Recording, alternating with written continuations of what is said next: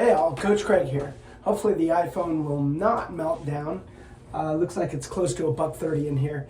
Usually I get it up to about $1.75 before I get in. So the protocol that I follow is the Rhonda Patrick protocol, which is 176 degrees for 19 minutes. That's kind of the minimum viable dose. I stay in for 30. I go 15 minutes at 176. Actually, usually about more than that. So 185 it'll start with, and then I'll stay in there for 15 minutes, hop in the pool, come back in, stay for another 15 minutes. Anyway, so if you're a sauna person, that's my protocol. Wanted to talk about the difference between the results-based economy and the time and attention-based economy. So in the time and activity environment, which is typically what you are in when you're an employee, your activity is being managed and your time is being managed.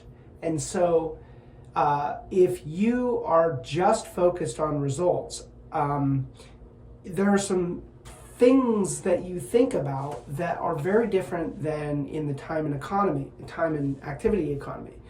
So, for example, the idea of identifying the one thing, the most important thing that you can do in order to produce a result is oftentimes creates problems in the case where your time and your activity is being managed. Because you might have an idea about the right thing to do and you may disagree with what you're being asked to do.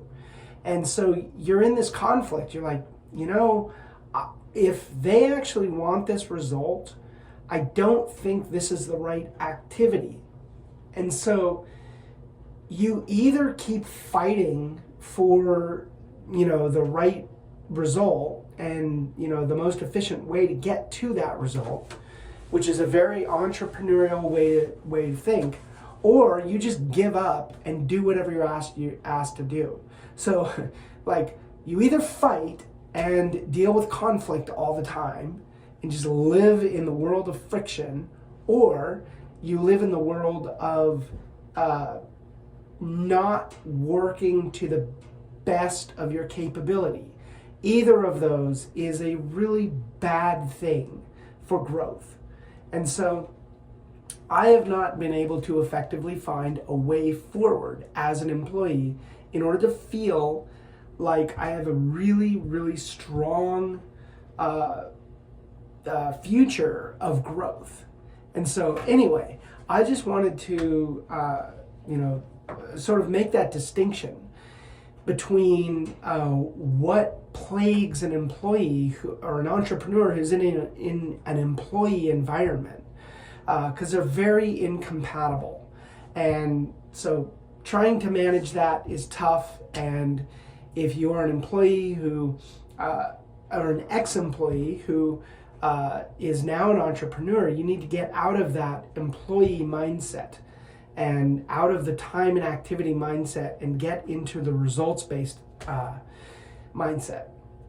Anyway, Coach Craig out. I hope that's a helpful reframe. Things are getting a little spicy in here. It's still at about 1:30, but feels hotter. All right, talk to you later.